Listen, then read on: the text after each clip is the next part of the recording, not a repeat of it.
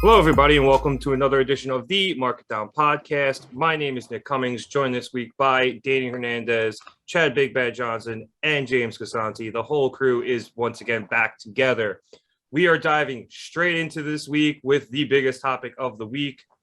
Sasha Banks and Naomi walked out of Monday Night Raw this past Monday very abruptly. Apparently, it was supposed to be a six-pack challenge between the two of them, Becky Lynch, Asuka, Doudrop, and Nikki ASH. I think that's what she is now, for the number one contendership to Bianca Belair's title. Naomi apparently was supposed to go on and win that match, according to reports that have come out since then. But their displeasure with their booking and the booking around the women's tag team division and the women's tag team titles led them to leaving the titles and walking out of in the middle of Raw. So a lot of reports and statements came out after and while this was happening. We initially started with WWE's statement, and they say, and I quote, "When Sasha Banks and Naomi arrived at the arena this afternoon, they were informed of their participation in the main event of tonight's Monday Night Raw." Again, this came out Monday night. During the broadcast, they walked into WWE Head of Talent Relations John Laurinaitis' office with their suitcases in hand, placed their tag team championship belts on his desk, and walked out. They claimed they weren't respected enough as tag team champions, and even though they had 8 hours to rehearse and construct their match, they claimed they were uncomfortable in the ring with two of their opponents, even though they had matches with those individuals in the past with no consequences. Monday Night Raw is a scripted live TV show whose characters are expected to perform the requirements of their contract. We regret we were unable to deliver as advertised tonight's main events. Now, that was a lot. And there's going to be more reading because, like I said, a lot of stuff came out after this. So the next day, a friend of either Sasha or Naomi, I don't think we ever got. I think it's Naomi. Was it Naomi? Thank you. He put out a tweet thread with their side of things. And I will read from at Adidas _head 88. You are approaching February as being put in a tag team after being promised big feuds at WrestleMania. You bite the bullet and put everything you got into being a tag team. It works. You get over, win the titles at WrestleMania, and become merch pushers. 5 weeks into your reign, you show up to live TV and ready to work. You are told that you will be in the main event and you are both happy. You both are then told that one of you will be going over from pinning the other. Now, reports have disputed that, but we'll get to that in a moment. You have questions why that decision was made and how it helps y'all. You request a meeting with your boss to discuss it. Your boss takes the meeting and everything is actually going well. He understands your concerns. The meeting ends well and the match is told to be reconstructed. For some reason, producers get mad about it. You then ask one of your members going over what happens to your titles. You are told that you will just be carrying the belts. They want to use you both to help both women's champions get more over. Bianca versus Naomi, Sasha versus Ronda. Neither one of you will win the solo titles, and you won't defend your tag titles until Money in the Bank. You ask for another meeting with your boss, but this time you are being called spoiler. A producer walks away screaming. He comes back and tells you both to fix your attitudes. You'll have a brief meeting amongst yourselves and decide to stand up for yourselves. You go to another boss and make it clear you just have concerns. You ask why we're even in this match and why aren't other women in it. Like I said, a lot of reading. I haven't done this much reading since high school. You ask why your titles have no stories for 2 months. Again, you're met with fix your attitudes. So after one final meeting with yourselves and asking others, you make the ultimate decision as a team. It's sad how one side is trying to create a fucked up narrative. Also, it was asked why Nikki, ASH, and Doudrop were in the match instead of starting their program tonight. Naomi nor Sasha talked down about being in the ring with either one. IDK how that got flipped. Okay. So, Bravo. Like I said, thank you. Bravo. Like I said, a lot of reporting has come out since then, disputing that Naomi was poised to pin Sasha. Perhaps that changed after one of those meetings from that secondary thread. And obviously, there's been a lot of reporting coming out about the fallout from all of this. Now, for those of you who watched Raw, Corey Graves on air called it unprofessional. Everybody thinks Vince fed him that line. It's been confirmed. It's been confirmed that Vince Carmella was. confirmed it. Yeah. I would again. The second I heard that, I didn't think Corey said it. That is not something I feel like Corey would say.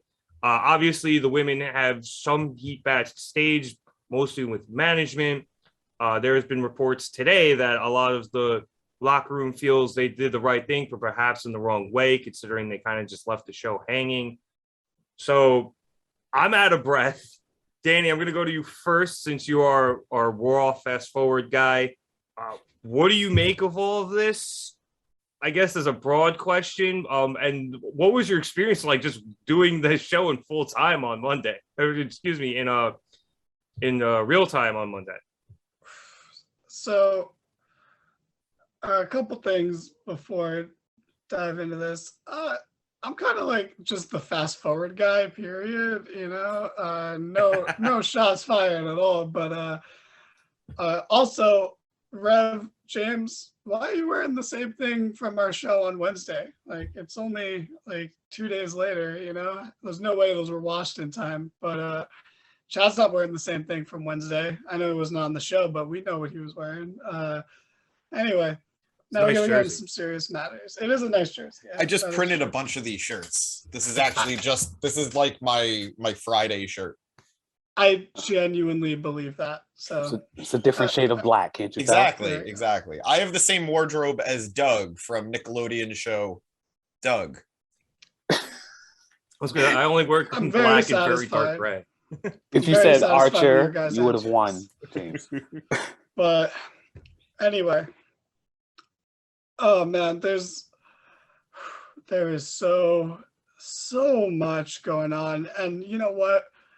Between when we're recording this and when it comes out, there'll be even more. There'll be so much more. We might talk about this still next week at this point. It's a lot.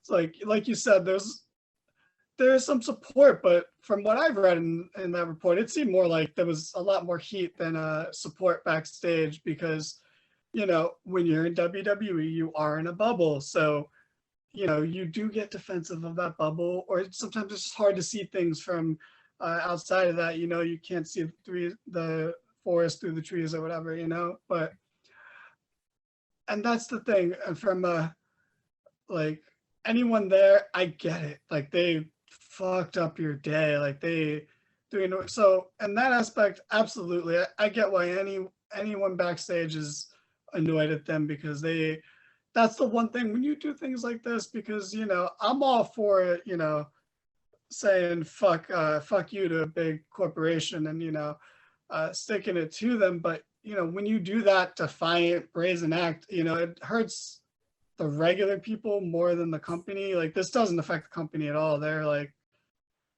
whatever about it. They're petty because they released a statement, and they would never release a statement in a situation like this. So this clearly did emotionally get to them, or to Vince, or to maybe Johnny Ace, but ultimately it doesn't affect the bottom line. All it did was take Nikki and Doudrop off the show entirely. They weren't even on the show because of that, which, to be fair, that's not Sasha and Naomi's fault. There's no reason it couldn't have just been a fatal four-way. Like, there's absolutely no reason. So, like, there were consequences. Like, we get an 8-minute Becky Asuka match instead of a 15-minute pay-per-view match, and that feud is rushed and thrown away. And, like, now, instead of, let's be real here, instead of Nikki taking a pin, now Becky has to take a pin to Asuka, something that you definitely wanted to hold off till the pay-per-view. Instead of having also, one of the craziest things about this to me, I'm sorry, I'm going to be all over the place, but I find it really hard to believe that Naomi was going to win this match. Like, that is mind-blowing to me, because everything from last week made it seem like it was just going to be a triple threat between Becky, Asuka, and Bianca. So for Naomi to randomly win and for Sasha to randomly win, that makes sense to me, only because it feels like a fallout of the very, very weak women's division on SmackDown, that they needed to do something like this.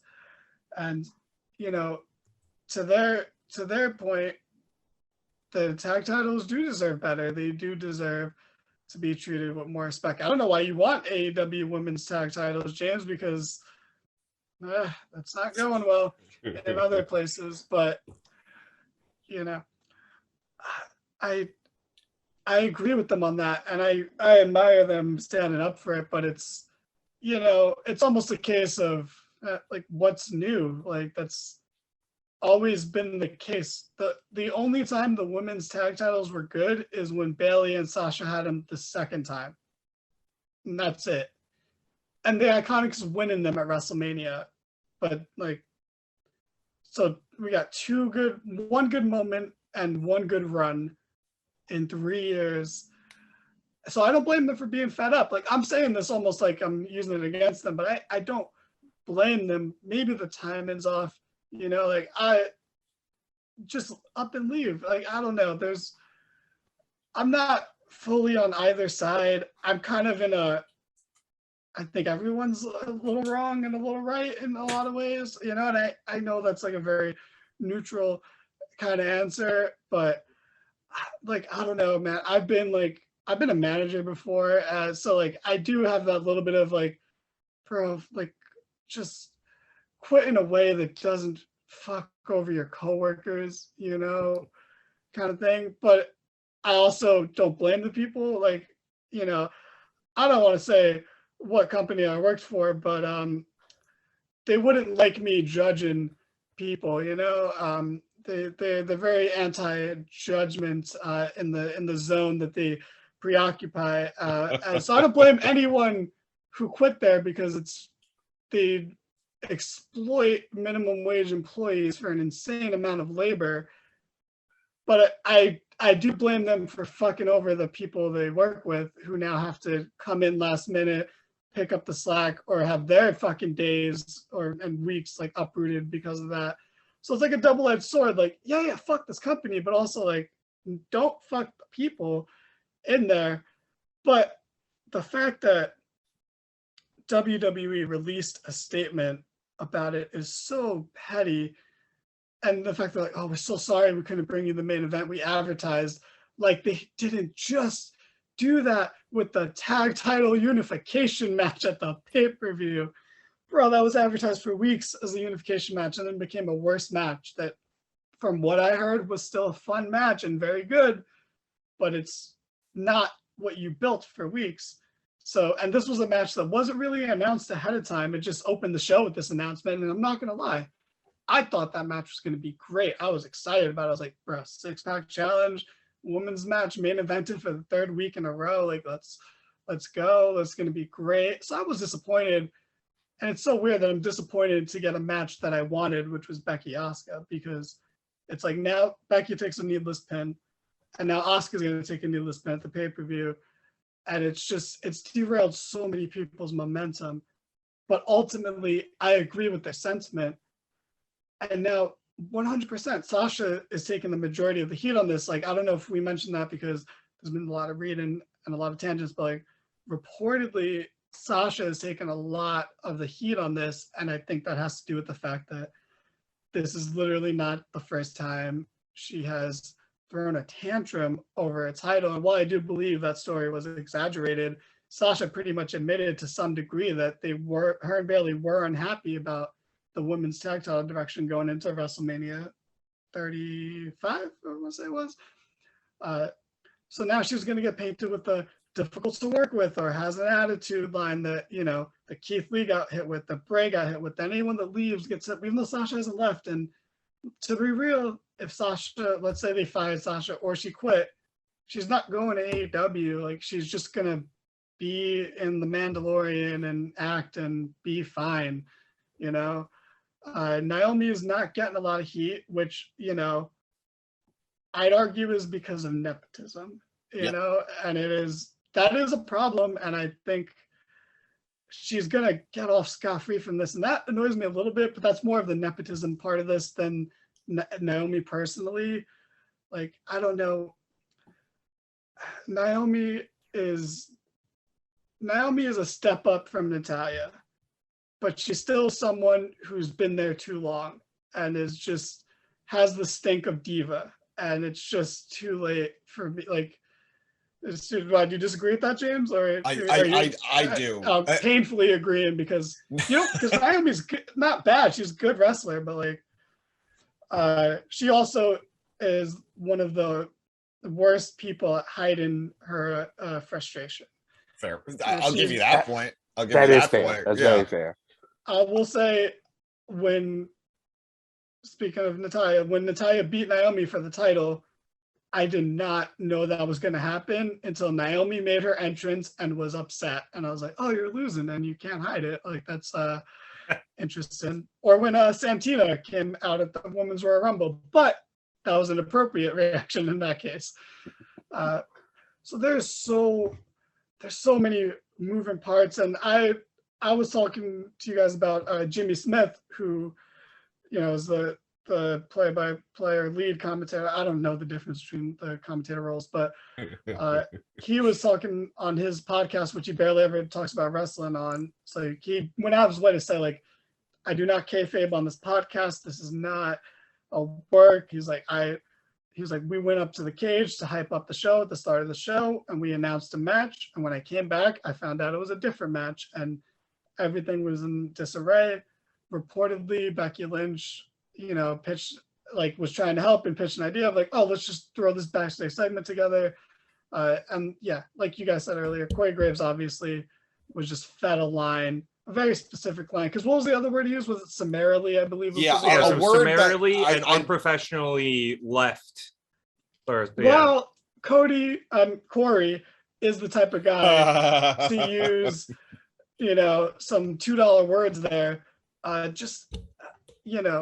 He's clearly being fed a line. Don't give Corey Graves shit. Don't give anyone shit that's not Vince or John Laurinaitis. Or Sasha or Naomi. Are you saying to give them shit? I mean, if you're in that they're camp, kind of asking for it. Yeah. If you're in that camp, like no one else should reasonable be shit. Yeah, reasonable shit. Reasonable if you want to talk about them as workers, fine. I mean, I've got my own opinion on this, and I want Chad to go first, but yeah, okay, I gotta pass it back to someone else. I'm not done talking about this, but I don't want this to be like the Danny show. Rev reads for 10 minutes, I talk for 10 minutes, and we gotta go back and forth. Like, I'm conflicted. I am back and forth about this. I am not. Please, anyone listening, take away that like, I am not taking a hard stance on either one because it's more nuanced of a situation than that, and there's so much going into that. But Chad, you weren't with us when we were talking about Dynamite, and I'm sorry, Rev. You can throw it to Chad. Well, I was going to agree with your sentiment that like them leaving when they did and fucking everybody else over.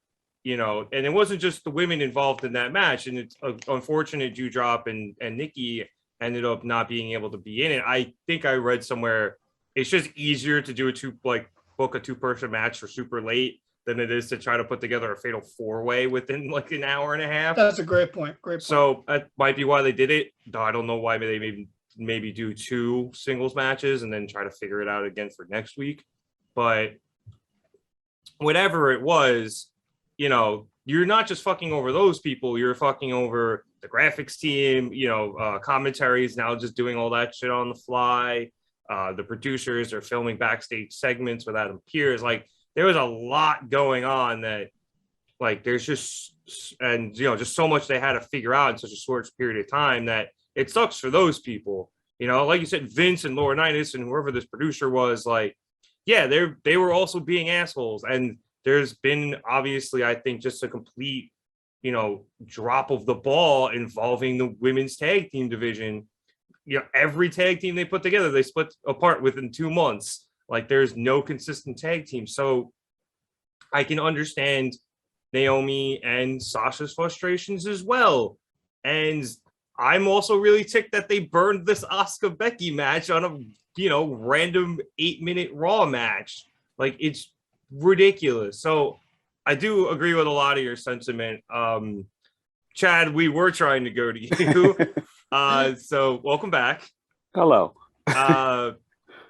Like you said, there's like Danny said, there is a lot of nuance here. There's a lot of moving parts. So I would like to hear your opinions on what happened this past Monday. Yes, I will. I will try my best to just address what we know. As you guys said, there's a lot still in the air. We don't have bona fide facts.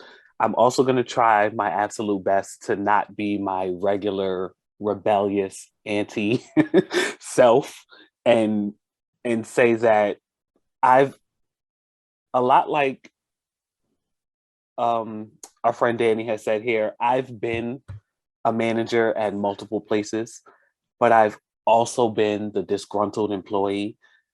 So I'm trying my best again to see both sides. But there's just, like Danny said, there's just so many moving parts that make me, number one, I stand with women, and I believe you guys when this comes out later. But there's so much to address and pack up here, to the point where, like you guys said, number one, if this were CM Punk or Stone Cold, or I guess any other guy who's walked away, it's still unprofessional. I will not make excuses for that. It's unprofessional to the max. I agree, it's very selfish to the coworkers. But I guess that's why I'm so confused. Do we hear the snide and petty remarks and the caste system and the cycles and all of this if this is a guy that walks out? I agree, but I think yes. Yeah. Because they took a shit ton of shots at Stone Cold when he walked out. They don't release a statement, though. I don't think I think that is one of the differences. Well, you also didn't have Twitter back then, so that's true. But you did when Pac left, when Neville left, he did the same thing. He walked out that day because he didn't like creative. Punk Twitter was definitely a thing. It was in its infancy then, but yeah, it was still. There were no statements released. You know what I mean? So I thought that was very telling. Again, we don't know everything, but from that aspect, and then of course we know how easy it is for a system to say that a woman is difficult, and then from there, it's just a long line of difficulty. Like as Danny said, we've been hearing this about Sasha forever. So now we automatically almost think, oh, this is Sasha's fault. She's spoiled. She's being a brat. She doesn't care about her peers. When in fact, I do think, I mean, we have these tag team belts. We're not defending them. There are other girls who need to shine. There's time. We talked about a plan. We've come up with so many different things and ways to go about this for you to just automatically say, hey, you guys are going to win. You're going to get pinned by a champion, and you're not going to defend the championships that you want to bring somewhere. Sasha has stated herself that she's tried her best to get these belts, like higher. I mean, she helped create them. Right. So, like she's tried her absolute best to put worth on these titles and to let creative know her worth at that, for her to be shit on again. So I mean, it's really hard. But again, I get the corporate side as well, and I cannot fault corporate for anything except for releasing the statement. I think they should have kept that one a little close to the heart. They've mismanaged matches plenty of times. I think they can release the statement if it doesn't have the pettiness in it, or like the straight up lie about them not wanting to work, not being comfortable working with certain women. Because that, when I was doing the Raw fast forward, that was one thing I was puzzled by. I was like Becky and Sasha have worked so many matches, and Becky and Asuka and Sasha have worked so many matches, and Naomi has worked at least a couple matches with both of them too. And I was like, so, but can they be talking about Two-Drop and Nikki? I was like, they've also been wrestling for a long time as well. Like they've all of them have been wrestling for a long time. I wouldn't think of any of them as unsafe. So I was like, that was a weird, narrative spin, and I know that word has become borderline taboo now and lost a lot of meaning, but that was WWE's. That's where I think they went wrong, because if all they have to do is be professional about it, and the narrative is instantly in their favor, and like we've been saying, there's more nuance to it than that, but from a PR perspective, all they had to do was steer the ship, and instead they're like, we're taking this fucking detour, and now it's going to become a he said, she said, and there are people who will automatically take their side and just hate the other side no matter what, and give WWE shit or give Sasha and Naomi shit, when again it's like so much more than that. Both parties can be wrong in ways, and it's like, oh, of course, both of them could be right in ways, and like you were saying, Chad, and like I was saying, it's like it's hard. Like we've been on both sides, like been the disgruntled employees, but we've been in management. I'm sure you've been, it's like me, a disgruntled management position. Like it's absolutely, it's, I don't blame anyone for hating the job or wanting out, but I have a small amount of sympathy for the ripple effect, more so than I have no sympathy for the company, but agreed. And then for the company to meet unprofessionalism with unprofessionalism was, for me, like, it was dumb. You're bigger than that. Yeah, why would you? You could clearly see the high road and take it, and opted not to, which is, to me, befuddling. And then you're trying to pit women against women. To me, that goes back to the sexist shit. Like, now you're gonna have the whole locker room. I mean, the locker room should give them shit, of course, but now the whole division is gonna look at them a certain way. I mean, hopefully some of them stand with them, but you don't even have to take the high road. All you have to do is just state factually what happened. No, yeah, yes, obviously I think the answer would just be shut the fuck up. But if you just state factually what happened, then, that's probably good enough. You don't need all of this pettiness in your statement and these fallacies in your statement that, like Danny said, turns this into he said, she said type of thing, because now everyone's just arguing over who's in the right, whether or not, you know what I mean? Instead of it just being, okay, like these two walked out in the middle of the show. That's not professional. So, but I mean, this is WWE's MO, though. They are petty as fuck because Vince is petty as fuck, And I mean, James, I'm going to go to you with this, like the historicalness of it. I know we touched upon it when Chad brought it up, but like when Stone Cold walked out, they spent that entire episode, if I remember correctly, just shitting on him for a whole episode. It wasn't until later that we heard about it. We actually didn't know for a while. So Austin walked out. Well, that's why I asked James for the historical accuracy of that. Austin walked out, and then they scrambled. And then they were I believe it was the next week on Raw. The idea was Austin was coming back. Austin was returning, blah, blah, blah, blah. And Vince is just excited the entire show. He's coming. Be ready. He's got a beer waiting for him. And then instead of Austin coming out in the main event, it's The Rock, who's been away for a while because The Rock was filming. And he came back. And this was around the time WWF turned to WWE. And Rock mentions how Austin took his ball and went home, as he cut it. And he chucks the beer all the way up the ramp. Says, if you don't like it, you could do what the slogan says and you could get the F out. And yeah, it was, he was viewed as a quitter. The Rock basically called him a quitter. And it was obvious The Rock was the mouthpiece for WWE in this instance. And I've mentioned other names that it's happened to. Punk hated creative, and he was also dealing with health issues, and he left. Look what happened to him. He got served his termination papers on his wedding day. That was an accident, guys. 100%. Pac hated creative when he found out he was never going to be anything but a cruiserweight.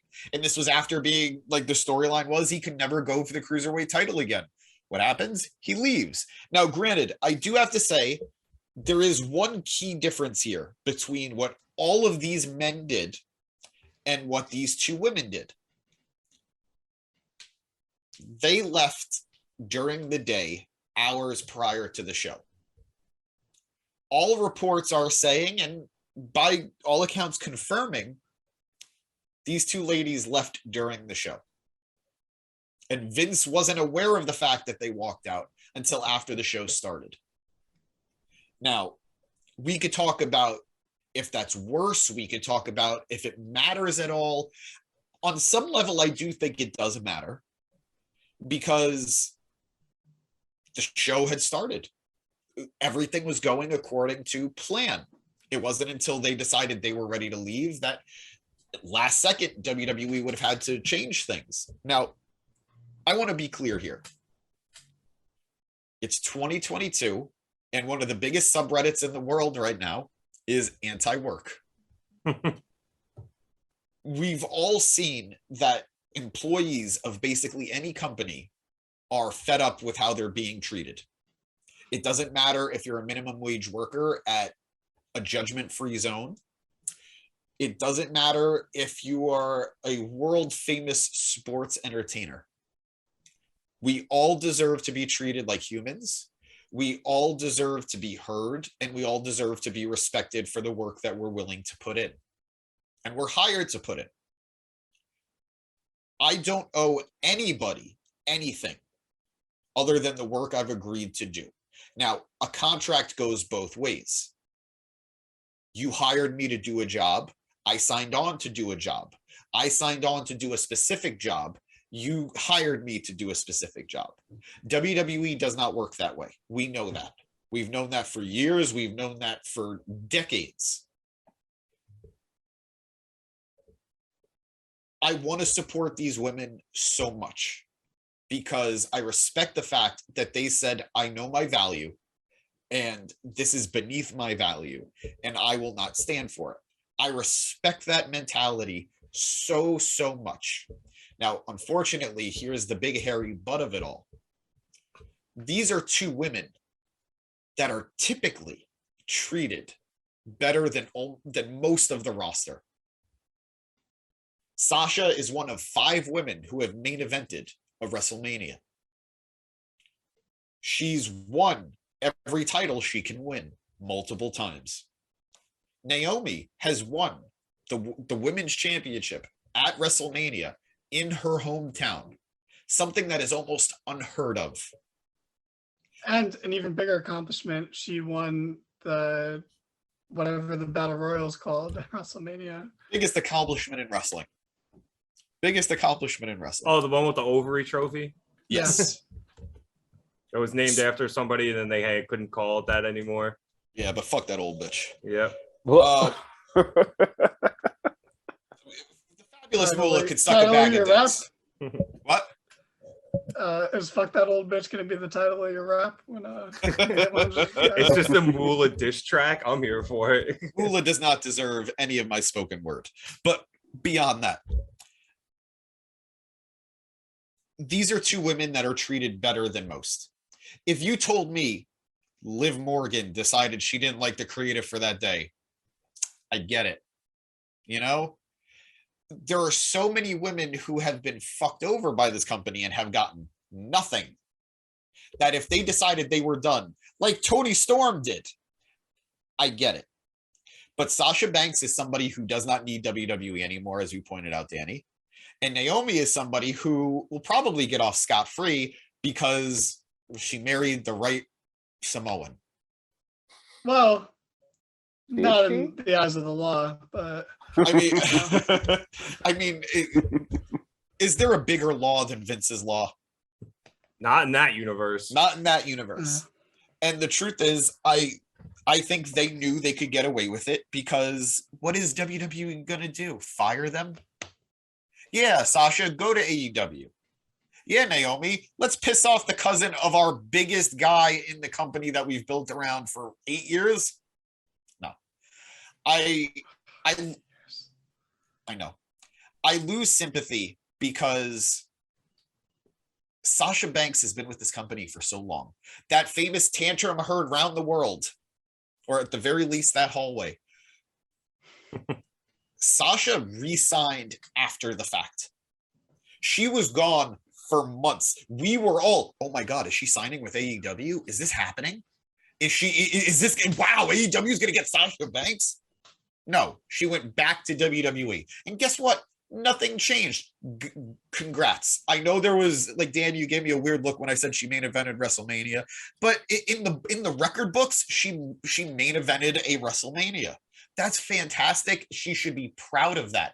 But her treatment is relatively the same. She hasn't got, like, I don't think she's been booked any worse or any better since before she signed.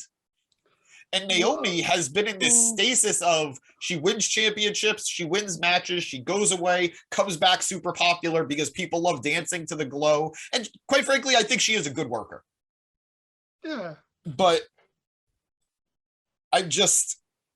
something about this is rubbing me the wrong way when Sasha Banks has had every opportunity to leave, but then comes back and then complains when she doesn't get everything her way. I like Sasha a lot. She's one of my favorite women's wrestlers. She's one of my favorite wrestlers, period. I think she's incredible, but it's hard to sympathize with somebody who keeps going back to the same situation over and over and reacts to it the same way. See, and I agree very much with the point you just made about, well, you resigned, and especially over the past 2 years, if you've re-signed with this company, it's hard to sympathize at a certain point. Like, you know what you're getting into. There's a few people who are safe from the bullshit, and it's very, very few. And even if you're an A tier person, if you're not in that S tier, like, you're still susceptible to it once in a while. And if you're even the horsewomen are susceptible to it. It's the only one who's truly foolproof right now is honestly Becky, but that's because of her own, like, creativity. Because hell, even Charlotte, the woman Reigns, has had some garbage booking, and she's even admitted it. Like, even she, as delusional and as much as she could bind to her own hype, even she realizes how dumb and bad some of her booking is. So, like, Sasha doing it, yeah, you can hate on it too, but you re-signed. It's hard now. I keep joking. It's like, oh, Kevin Owens has been doing the best work of his WWE career the past 5-6 weeks. And honestly, I'm saying that as a joke, but it's also kind of true.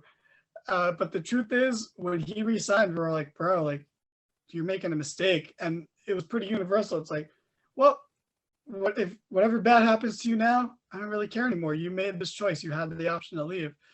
Like, Sasha could have been what Britt Baker became in the AEW's women's division, because that whole division would have been centered around her. And, like, I'm not trying to, like, we're not, and I'm partially speaking for James here, and I guess all of us, we're not, like, victim blaming or anything here, in terms of, we're not saying, like, no, oh, like, you're wrong, nothing bad's happened to you. Like, yeah, you've gotten some bullshit. Remember, all of her first deals. 5. Yes, and you know what? It is a Raw deal, because every time she won the Raw Women's Championship, she lost it on the first defense. It a day after. Yeah, terrible. And it was only, that's the only thing I'll maybe push back a little bit on, James, that I think when she first re-signed is when she had that great run with Bayley, and then that great Hell in a Cell match, and then nothing after that. But she at least defended that title a few times before losing it. But, and that's really how they get you. It's like, yeah, resign, we'll push you for a little bit. And then once that's done, yeah, that's when you go into limbo. So I don't know, like, it's like one of those things where it's like, do you just see it? Oh, it is how it is. It is what it is. So why bother? And, like, why stand up for anything? Or, like, do you stand up for it, but then you fuck people over along the way? Like, it's such a messy situation. I don't know. Go ahead, Chad. Go ahead. I'll speak after. I was just gonna say, like, really quickly, the only good side, if there is a bright side in this, is that they walked out now as opposed to walking out after their wins on Monday. Because then that literally fucks the company. Yeah. Because No, now agree. you have the number one contenders walking out, and then you have to build a pay-per-view or a premium live event That's around other people. So that's another thing too. It's if Sasha was supposed to go for Ronda's title, how do you justify Naomi pinning Sasha? Now, granted, that one's sort of been like debunked if that was actually going to happen, but it sounded like it was awful booking. It really did sound like it was bad booking, per usual, and they're tired of it. But I do agree with a lot of what you said as well, James. I get it where you kind of don't feel as bad as you initially did because this person is known to be difficult and they pretty much signed up for it. I agree. I have to be mindful because I don't want to praise someone like Mustafa Ali and then condemn Sasha and Naomi because right. at the crux of it all, they're fighting for the same thing. Mm-hmm. But I think what we can all agree is, or maybe I don't want to speak for everybody, but I think I can say I love the sentiment. I love the idea. I'm just not crazy with the execution. I wish maybe it had been handled a little bit better. Yeah. Agreed. But I don't even know what better would be. Maybe don't wait during the show to do it unless you're really pissed and you're really trying to prove a point. But no one felt this way when Pac left. No one felt this way when Punk left. No one felt this way when Austin. Well, all right, some people felt that way when Austin left. People were bitter back then. Back then. No, I just mean like people, like pretty early on, people were bitter towards Austin back then too. Yeah. History has proven kinder to Austin, but everyone else was pretty praised for standing up for themselves. So I feel bad saying I have somewhat of an issue with these two, but I do think it was just how they did it. And that seems to be, from the latest report I read, what a lot of people agree on, that within the company, I should say, that a lot of the wrestlers are supporting the women, that they agree with them, that booking is bad. And it's gotten to a point where no one's voice feels heard. They just don't agree with the approach. But maybe this is what everyone needs. Maybe there does need to be a shock to the system. And the fact that WWE sent out that incredibly fucking petty memo, message, whatever statement, it's, oh man. And what boggles my mind is, why are you doing it with people that you don't want to piss off? Sasha Banks is a household name now because of The Mandalorian. She appears at stuff like, she appears at fucking award shows. She's in media outside of WWE. This is what you want. Don't ruin that.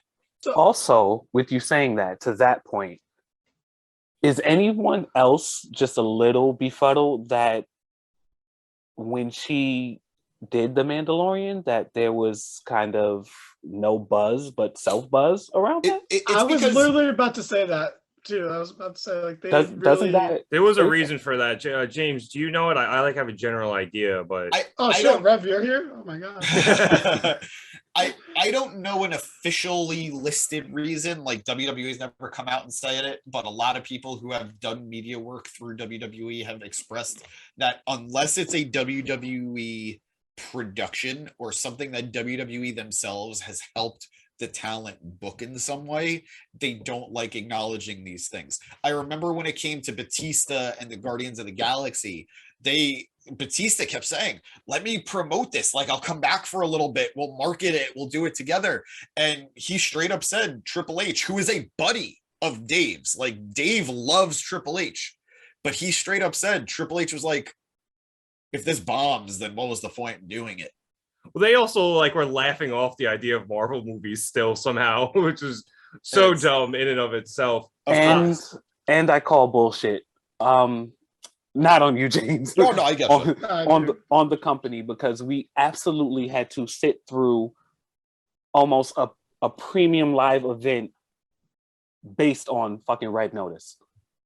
Oh God. And Well, they that had they paid nothing for to do that. with that. Yeah, they got money for They that. paid for that because I like mean, we've seen not only just cross promotion for WWE vehicles themselves, but also too like, you know, sometimes Cena used to show up in like Psych or Big Show, I think did too, and they would promote that because it was in conjunction with USA and NBC is, you know, in general. I think this with Sasha was more just she was also kind of on the outs with them at the time a little bit, I think. She's like, always on the outs with them. Well, yeah, obviously, but it was one of the phases, you know, because she's in and she's out and she's in and she's out. So she did it, you know, not in conjunction with them at all. She did, you know, if you remember correctly, in the credits, she goes under her real name instead of Sasha Banks. So there's, yeah, I'm not even entirely sure she asked WWE. You know, I think she might have, for all I know, she just went and did it herself. But yeah, like obviously there was no cross promotion because of that. WWE is not going to promote something that they're not getting paid to promote or doesn't make them money. So okay. I'll be an opposing viewpoint here. We're all wrong. We're simultaneously somehow being soy boy, beta cucks, and bootlickers all at the same time. And they're actually super badass for this, and this was a cool and a badass thing to do. And that's, I guess that's that. Or an actual opposing viewpoint from a noted famous indie film director who I won't name just in case he doesn't want his name on this attached to this. You know, in his opinion, and I'm sure other people share this opinion, you can boost the significance of the tag titles by having good showings against the two big champions in Ronda and Bianca. And to a degree, I can get behind that. I think it would be better if the people challenging hadn't already both held the titles multiple times. But also, to be fair, not really. It's not fair to Naomi and Sasha because this kind of proves their points. But I'd rather see those singles matches than them face Nikki and Doudrop, you know? I disagree. I'm sorry, Danny. I don't No, mean to you cut can you disagree off. with that. I'm just throwing shit out there. I think we can all agree on this next thing. We do love tag team wrestling. Like I love tag team wrestling, Yes. Men or women. I love the concept of tag team wrestling. I would rather see the tag team championships defended at a pay-per-view than have them wrestle singles matches and lose. I agree. We just spoke about this last week about, I think, Jungle Boy. I absolutely want to see the tag team. I agree. I would rather see those titles if they were going to. I'll be honest with you. This whole scenario, the one silver lining that I'm kind of clinging to is that maybe WWE just discontinues the tag titles. There are no tag team champions because Sasha and Naomi dumped them, and they're just like, we're not going to go through the rigmarole of creating a scenario where we have that would be tag the team. ultimate like petty thing for them to once again control. Like, there's no tag titles anymore because of Sasha and Naomi. Exactly. However, I think you guys know this company, and you know that this controversy will only make them do a tournament for the titles instead, or some bullshit. What tournament? With there's two teams. Build the Franken team 20 girls. I don't know they have 20 girls. Yeah, I don't think they have enough women. They will call the women from the NXT Breakout Women's Tournament. I was going to say they got rid of most of them too. Well, you know what? None of this would have happened if they didn't make NXT women's tag titles. And they just had Dakota and Raquel win the women's tag titles off of Nia Jax and Shayna Baszler, and then everything would have been fine because the belts would have floated. And I mean, agree. You know, only half the people from that match are still in the company, but that's the thing is, like, I agree that it is better if the tag titles get defended, but I'm just saying personally, those two single matches are way more exciting than a a team of Sasha and Naomi facing a hastily thrown together Franken team of Nikki and Dewdrop, who just lost a week ago, mind you. Yeah. They lost a week ago. Would you rather see RK Bro defending the tag titles, or would you rather see Randy and Riddle each get singles title shots and lose to Roman? Well, if it's to Roman, then I'd take the tag title shots. But if there was two different champions and they were both going out, that's an interesting thing for a one-off. Like if you can't use them pay-per-view, like that's interesting. Well, why can't we? Because Randy, first of all, Randy is 100% going to challenge Roman for a title some point soon, whether he's tag champ or not, because he's the most over guy in the company.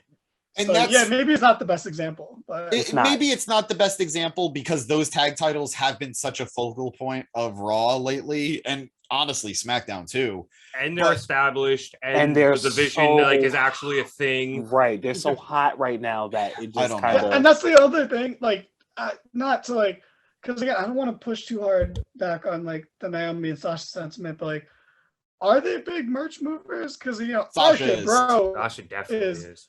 No, Naomi is too with the glow sticks. Both of Naomi is too with the glow sticks. They are. Yeah, just glow in the dark, everything. Yeah, but I'm saying, in the guy's statement, his thing was oh, you come together and then move a bunch of merch. I'm what team merch do they have? I think they're just both individual merch styles. Glow in the dark shutter shades.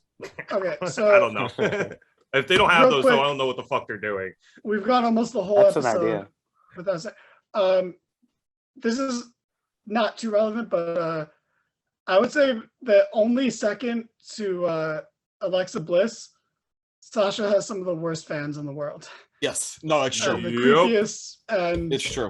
Too far. So if any of them come across this video, if you somehow made it this far, thank you for sticking around. Yeah, we come in peace. Sorry. Be sure to like and subscribe. But seek help.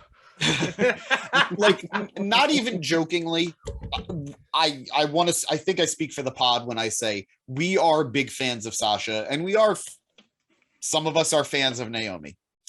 Why I say it like that? I like Naomi. All right, fine. So I guess you could say fan. Yeah, you said it fine. Yeah, we are fans of Naomi as well. We support them in trying in what they want, even if we might take issue with how they did it. But even that's a big might. Even that is a big might. But we also got to consider all of our opinions could change when we actually hear from them. But we're never going to. Unless they leave the company, we're never going to. Unless it's on Renee's podcast, we absolutely will not hear this. Sasha will one day tell the story without a doubt.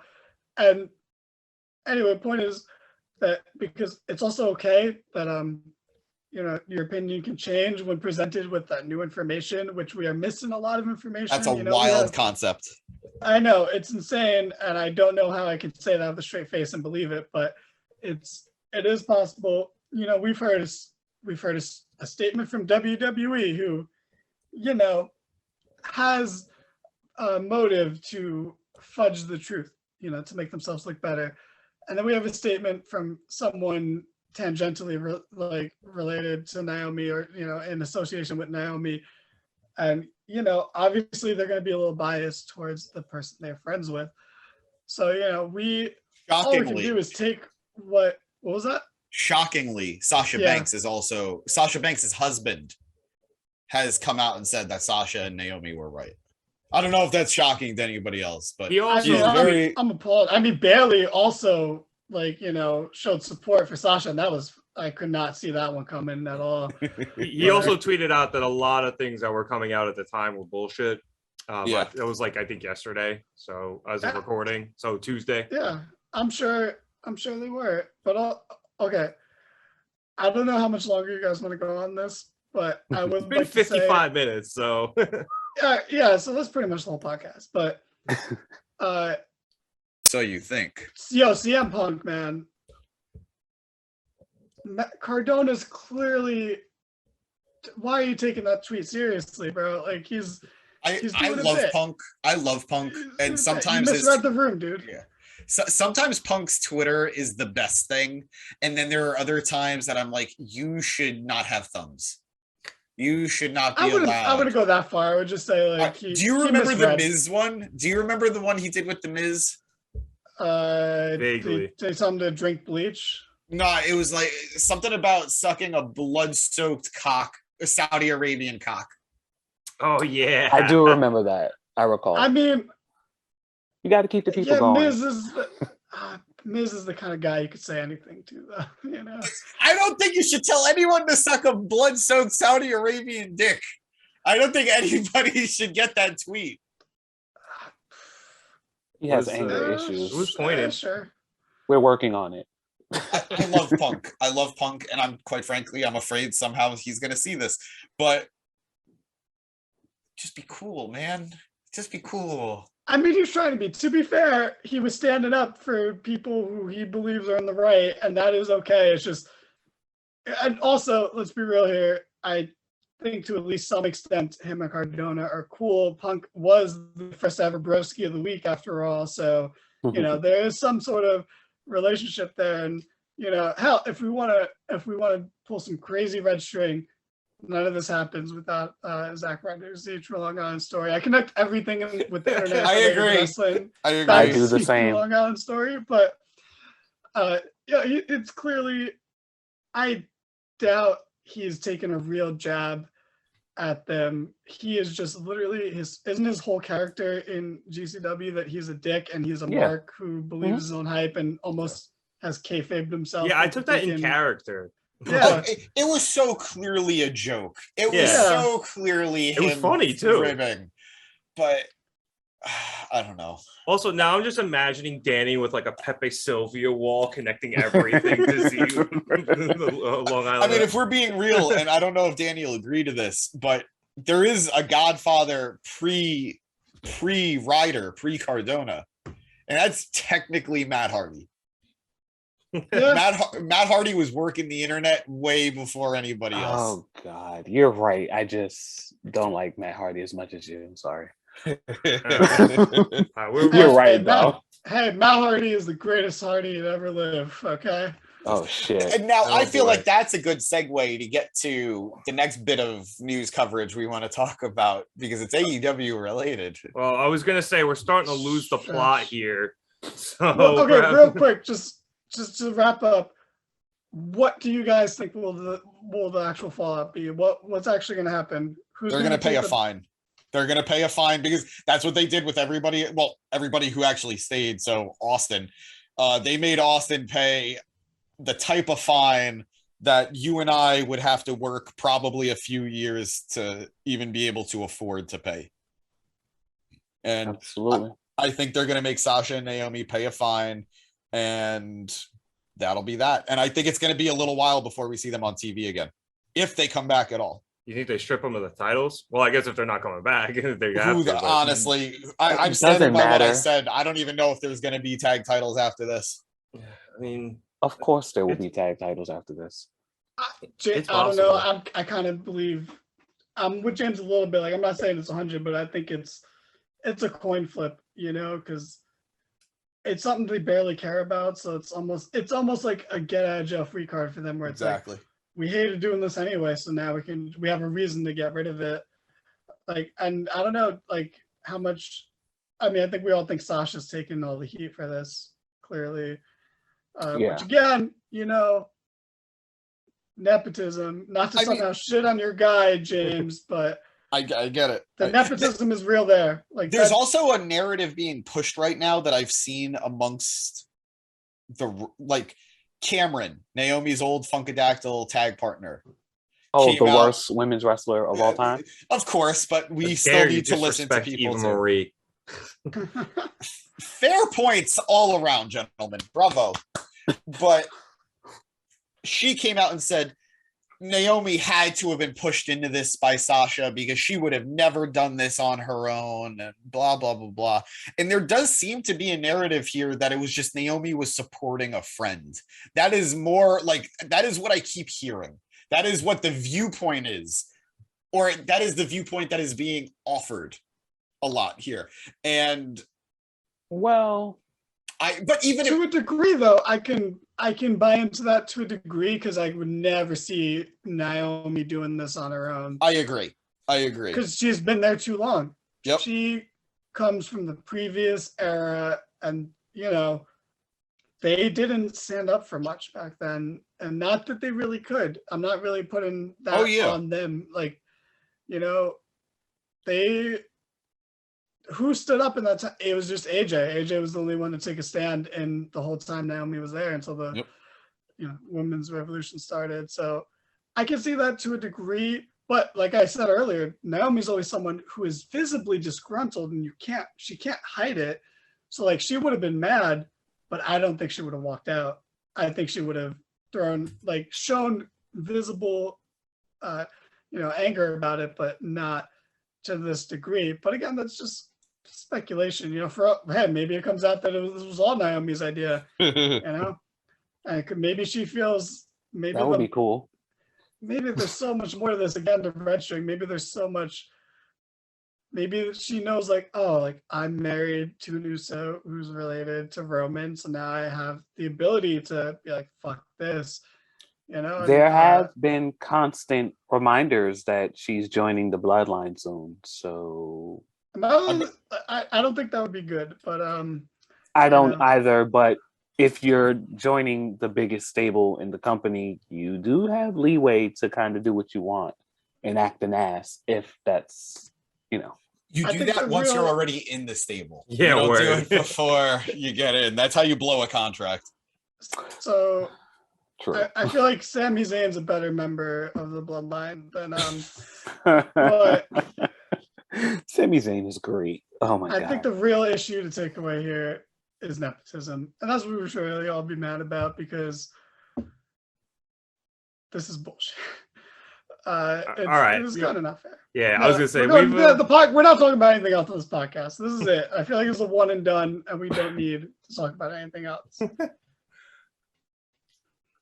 Well, I was gonna say we could move on to another disgruntled locker room if you guys would like, but I mean, I thought we were. We also weren't planning on going an hour. We were like, we'll do like 40 minutes on this, and then boom. I kind of felt like I think we knew it was going to be an hour. I think you knew. No, I subconsciously knew. I definitely knew. Once Rev was reading like the second statement, and I was like, okay, yeah, this is going. There's no way. Yeah, I only spoke for like those first 6 minutes, and then you guys just had at it. What's your opinion? Give me your opinion. Yeah. Do you have I mean, I gave my opinion at the beginning that I agree, and I believe I read this in the Sports Illustrated report with the sentiment of a lot of the locker room. What they did was probably right, and sticking up for themselves. How and when they did it was not. I think leaving at, I don't know if it was maybe it was right at the beginning of the show, whenever it was. Doing that, screwing everybody else over, because I understand, you're sticking it to Vince, you're sticking it to Laurinaitis and whoever that producer was that they were complaining about. But I get you're sticking it to them. But as you said, Danny, and as everyone has said, you're screwing over everybody else in the process. And that just sucks.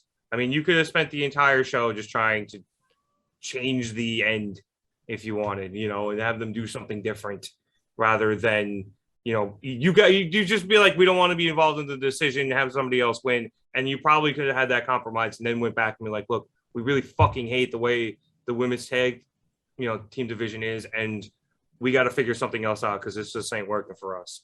But the way to do it the way they did, it sends a big message, but you are really, really putting the onus on a lot of other people to pick up your slack and pick up after you. So I think I agree with all of that. So are we done? Or Hey, MJF, sign with AEW. Re-sign a contract. That's all there is to say. Don't go to WWE. You'll be treated like dog shit. I don't care that you're buddies with Cody Rhodes. I don't care that he once called you the salt of the earth. Guess what? Your last name isn't Rhodes. You're not going to become a WWE champion there. And even if you do, you're not going to be MJF anymore. You're going to be the Max. That's what you're going to be. You're going to be the Max. 100%. He's literally the Miz comparisons will become legit because he will literally just be Miz. He will lose to the Miz. How fucking embarrassing. If that's not reason enough to not go, like, come on. And to be honest with you, that's with respect to the Miz, because the Miz is good in his role in WWE. But MJF is on another stratosphere in AEW, and going to WWE will just pull him down to Miz's level, which normally is honestly a fine level to be at, but not when you're someone like MJF who can be the face of AEW. You will not be the face of WWE, or not in the same way, because you'll be a cowardly heel. You'll lose all the time because you're a cowardly heel, and then you'll be like, oh, well, I didn't lose, as opposed to, you know, the few times you do lose in AEW where the matches are booked to the fucking moon to add in all these shenanigans to protect you. It's the grass is not greener. It's artificial turf, bro, and it's not as fun to run on. Okay, it's also artificial crowd noise too. It is so artificial that I am used to it. I don't even mention it on the Raw fast forwards, and it's like, yeah, it's just part of it.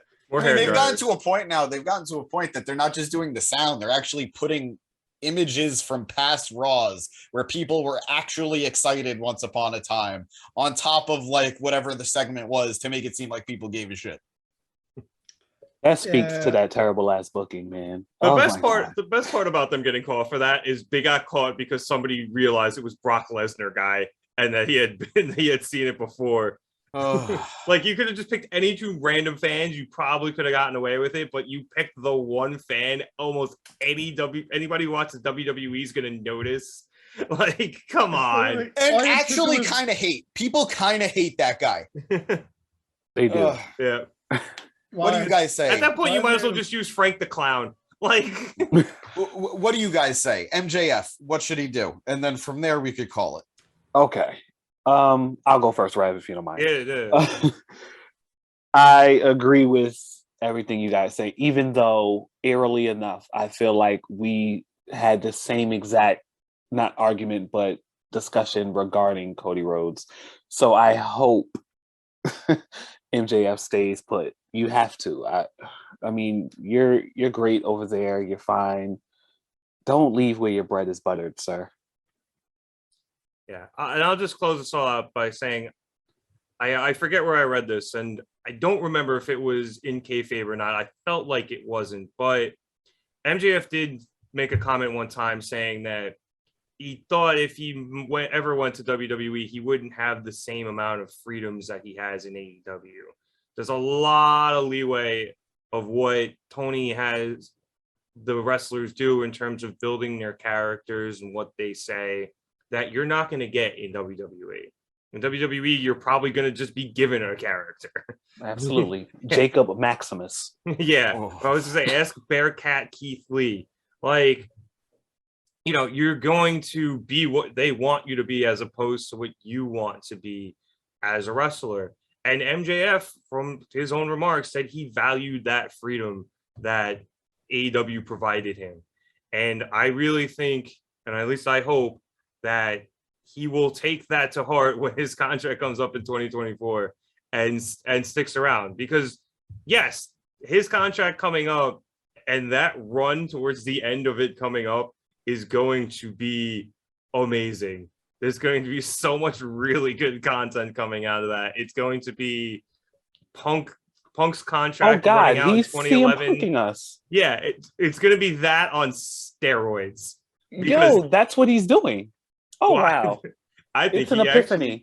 Yeah, but like he could also like, I think they'll do it better. I think he's going to dip for like a couple of months and just go wrestle the indies for a while, and then maybe he'll show back up. Correctly. Yeah, exactly. But whatever it is, I think that because of that comment, MJF does value that freedom AEW provides, and he'll end up sticking around. That's just my opinion. Obviously, we'll see. That's 2 years and change from now, so there's going to be plenty of news on that. Just like there'll be plenty of more news on everything with Sasha and Naomi. And if you want to hear all about it, you should tune in here to the Market Down podcast. New episodes every week. So that is my transition to finally wrap things up here. I want to thank you all so much for watching. Be sure to like and subscribe so you can catch those new weekly episodes, along with our live AEW recaps, Danny's Raw fast forwards, and any other nonsense we might happen to throw onto the channel.